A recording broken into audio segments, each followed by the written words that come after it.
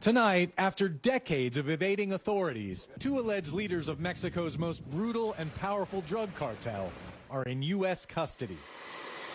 Joaquin Guzman Lopez, the 37-year-old son of Sinaloa cartel boss Joaquin El Chapo Guzman, and the cartel's co-founder, Ismael El Mayo Zambada Garcia, age 75, arrested after landing in a private plane in New Mexico.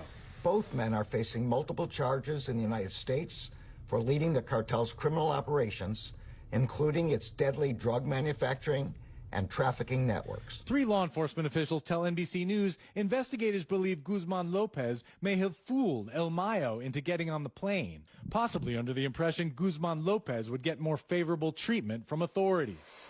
El Mayo is one of the DEA's most wanted fugitives, accused of funneling huge quantities of fentanyl and other drugs to U.S. streets. There were an estimated 108,000 drug overdose deaths in the U.S. last year, according to the CDC, with an estimated 75,000 caused by synthetic opioids, including fentanyl. El Mayo and Guzman Lopez join a growing list of Sinaloa cartel leaders and associates who the Justice Department is holding accountable in the United States. Among those being held accountable, El Chapo, who was captured in Mexico and extradited to the U.S. in 2016.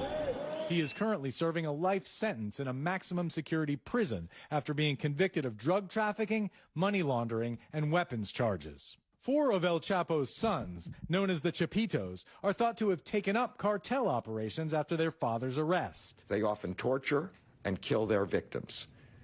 They have fed some of their victims, dead and alive, to tigers belonging to the Chapitos. Tonight, two of the Chapitos are in custody. Last year, Ovidio Guzman Lopez was arrested and extradited to the U.S. In September, he pled not guilty to drug and money laundering charges. President Biden commending the joint Homeland Security, DEA, and FBI effort, saying, quote, "Too many of our citizens have lost their lives to the scourge of fentanyl. Too many families have been broken and are suffering because of this destructive drug." The Justice Department will not rest until every single cartel leader, member, and associate responsible for poisoning our communities is held accountable. Tonight, it remains to be seen whether Guzman Lopez will get any of the leniency he was hoping for. Justice and Intelligence correspondent Ken Delanian joins us now. Ken, these men landed in New Mexico, then flew to El Paso, where they were arrested, as we saw in your piece. So what comes next?